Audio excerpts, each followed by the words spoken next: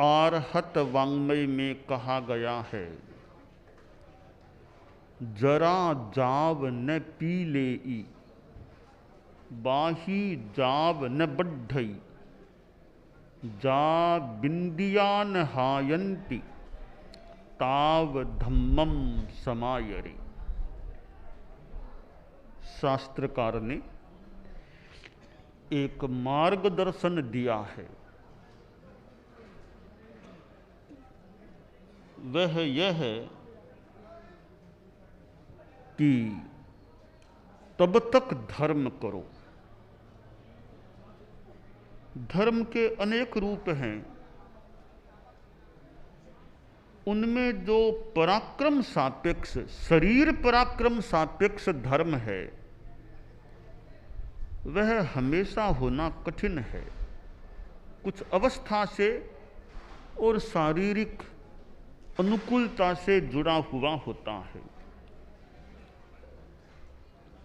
तो तब तक धर्म करें, वह पराक्रम, शारीरिक पराक्रम वाला धर्म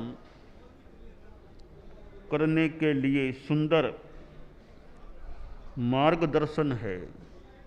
पहली बात, जब तक बुढ़ापा पीड़ित न करे।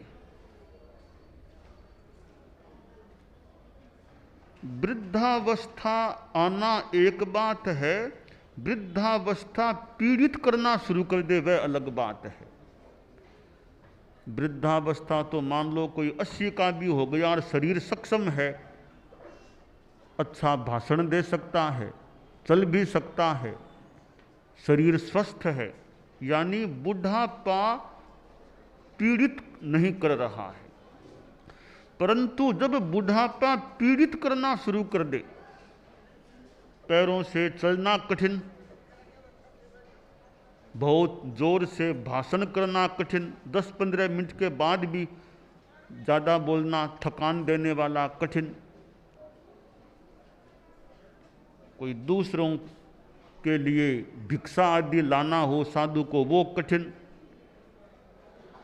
शरीर कभी दुखता है। इसका मतलब है अब बुढ़ापा पीड़ित करने लग गया है। तो शास्त्रकार ने सुंदर कहा है कि तब तक धर्म कर लो जब तक बुढ़ापा पीड़ित न करे।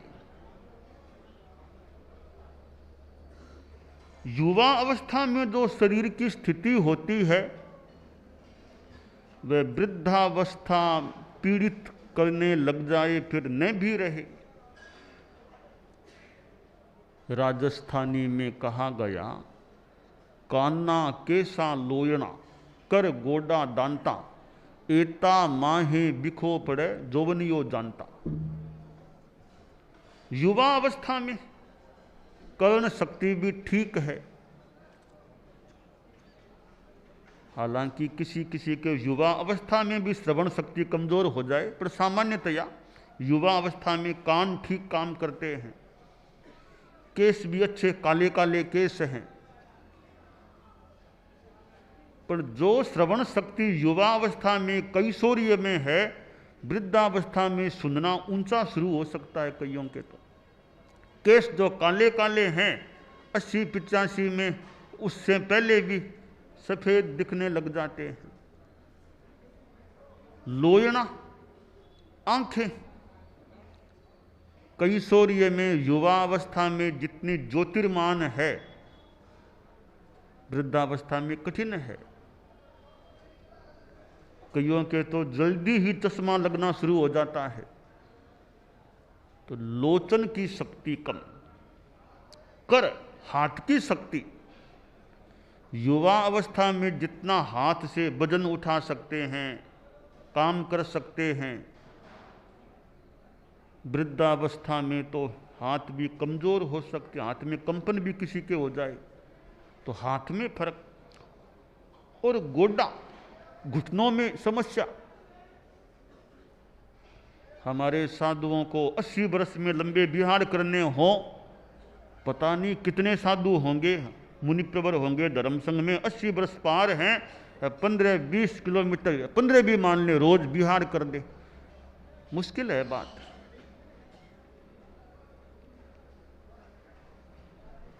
तो बिहार यात्रा करनी है तो पहले पहले कर लो, जब तक सब ठीक है, गोडे गोडे सब तक घूमना उतना घूम लो। गुरुदेव तुलसी ने दूर की यात्राएं जल्दी संपन्न कर दी।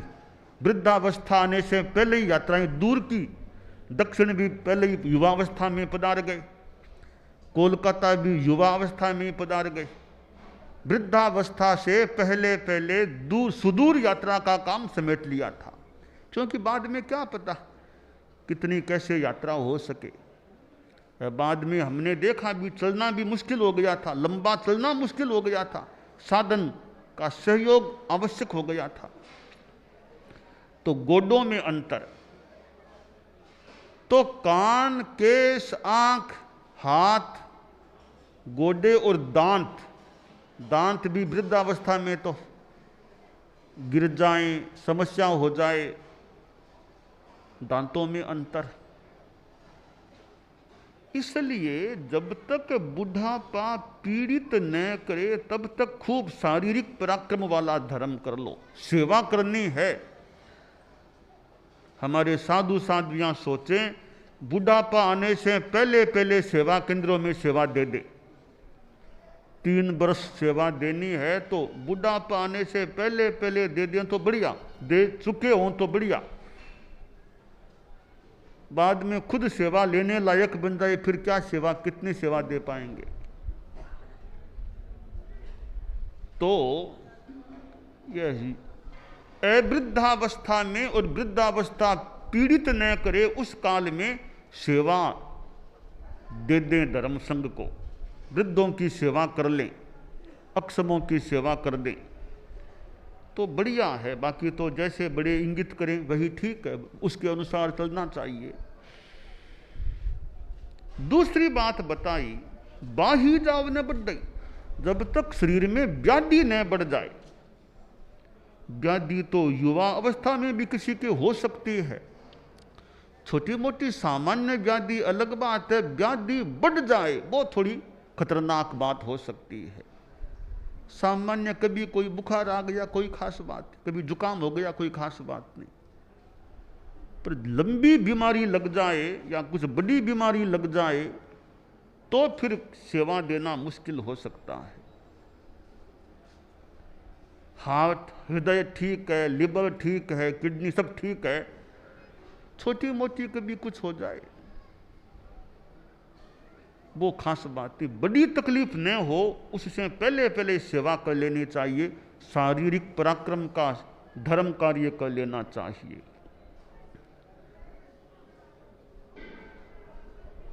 और जा बिंदिया न हायंती, जब तक इंद्रियां क्षीण हीन न हो जाएं तब तक पराक्रम वाला धर्म कर लो। परम पूज्य आचार्य महाप्रज्ञ जी की इंद्रियां यूं वृद्धावस्था में भी अपेक्षाकृत यूं ठीक प्रतीत हुई। भले श्रवण शक्ति हो, भले आंख से देखना हो, चश्मा तो लगता था, फिर भी इंद्रियां काफी ठीक थी वृद्धावस्था में भी। पठन पाठन का काम उनका चलता था, लेखन लिखाना काम चलता था, प्रवचन करते थे। महाप्रयाण के अंतिम दिन, महाप्रयाण से कुछ घंटे पहले तक प्रवचन फरमाया था सरदार शहर में, अर्थात सक्षमता थी शरीर की। तो इंद्रियां क्षीण हीन न हो तब तक जो करना सो शरीर पराक्रम वाला धर्म हम कर लें। ज्ञानार्जन करना है तो होने को तो बाद में भी हो जाए, पर छोटी अवस्था में ज़्यादा कर ले। मुमुक्षु बाइयाँ बैठी हैं, मुमुक्षु बोधार्थी जो भी है, छोटी अवस्था है, अभी जितना अच्छा ज्ञानार्जन हो जाए, अध्ययन हो जाए, ज्ञान में सक्षम बन जाएं, वृद्धावस्था आने के बाद कितना ज्ञान कर पाओगी पता नहीं। तो अभी सक्षमता जब तक है, अच्छा अध्ययन, छोटी छोटी बाइयाँ है, बोधार्थी मुमुक्षु छोटी अवस्था है, अभी का समय बड़ा उपयोगी है अध्ययन की दृष्टि से, तो खूब अध्ययन ज्ञानार्जन करना चाहिए, अच्छे साधना के संस्कार पुष्ट होने चाहिए। तो यह जो अवृद्धावस्था है, शरीर की स्वस्थावस्था है, उसका अच्छा उपयोग कर लेना चाहिए। जीवन में परिस्थितियां भी आ सकती हैं, पर आदमी अपनी साधना में आगे बढ़ने का प्रयास करे। स्थितियां परिस्थितियां आ जाएं, अपनी साधना, अपना विकास का क्रम जितना आगे बढ़ा सके बढ़ाना चाहिए, और जहां तक हो सके रुके नहीं, क्रम को तोड़े नहीं। अपना जो करणीय है, अरे हो सकता है तो करने का प्रयास करना चाहिए। हमारा, हम सभी का संकल्प अच्छा रहे तो बढ़िया बात रहे।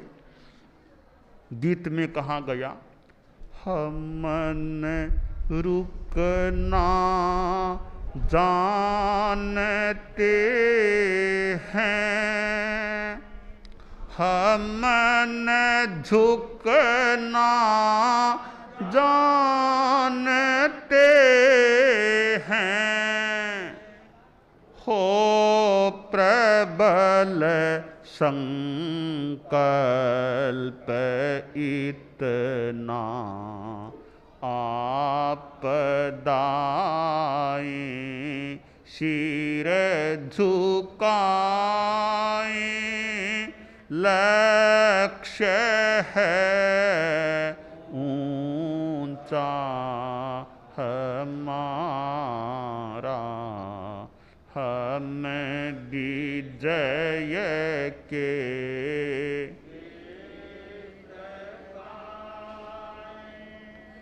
हम अभय निर्मल निरामय हैं, अटल जैसे हिमालय, हर कठिन जीवन घड़ी में फूल बन कर मुस्कुराए, लक्ष्य है ऊंचा हमारा, हम विजय के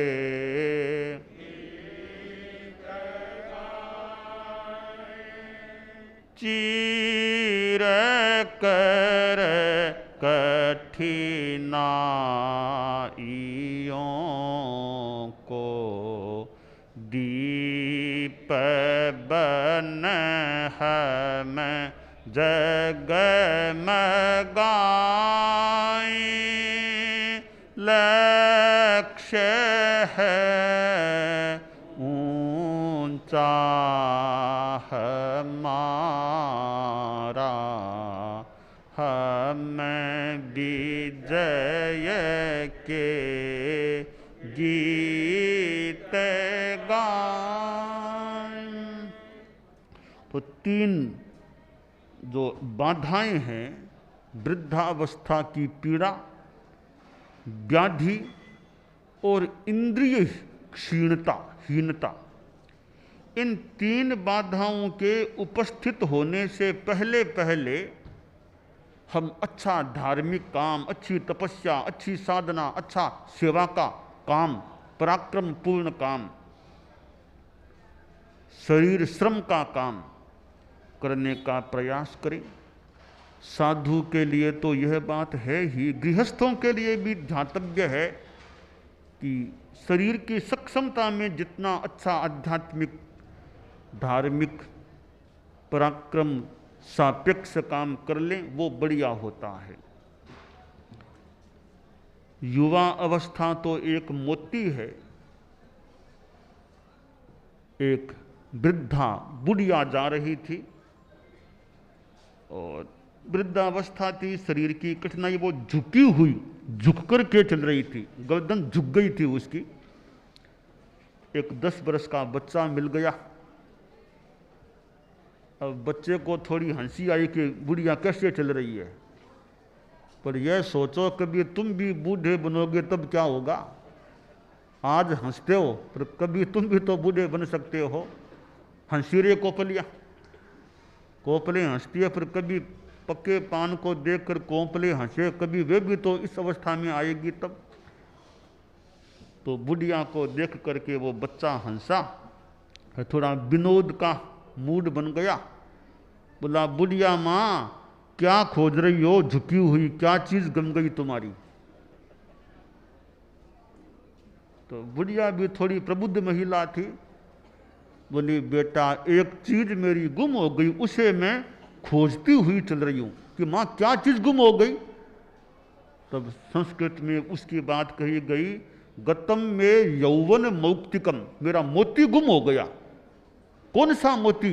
जवानी का मोती मेरा गुम हो गया, उसको मैं खोजते खोजते चल रही हूं। मेरा वो मोती कहाँ गया, जवानी का मोती कहाँ चला गया। अब जवानी का मोती वापिस आना मुश्किल है इस जीवन काल में, जो चला गया वो चला गया। ते ही 9 दिवसा गता, वे दिन चले गए। 90 वर्ष का आदमी सोचे वे मेरे दिन चले गए जब जवानी में था, आज वृद्ध हो गया। तो दिन हमारे युवा आदमी के बचपन के दिन चले गए।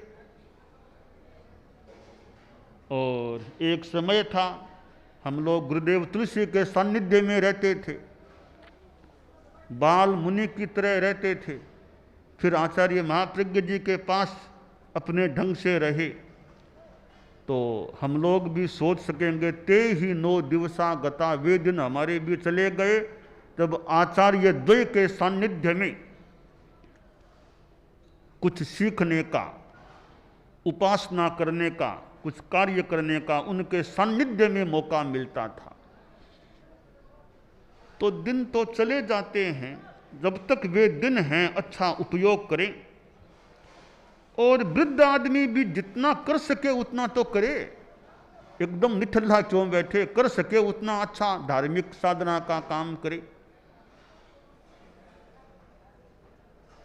तो जिंदगी में शरीर की शक्ति का अच्छा उपयोग करना चाहिए। आलस्य में हमारा समय न बीते। अभी जवानी है, अवस्था है, सक्षमता है, आलस्य में समय क्यों बिताएं, कोई अच्छा काम करें, सेवा दें दूसरों को। बाद में कभी हमें सेवा लेनी पड़ सकती है, आज सक्षम है तो आज हम दूसरों को सेवा दें। तो यह सुंदर शिक्षा है कि बुढ़ापा पीड़ित न करे, शरीर में व्याधि न बढ़ जाए, इंद्रिय हीनता न हो जाए, तब तक शरीर पराक्रम का, धर्म का काम कर लेना चाहिए।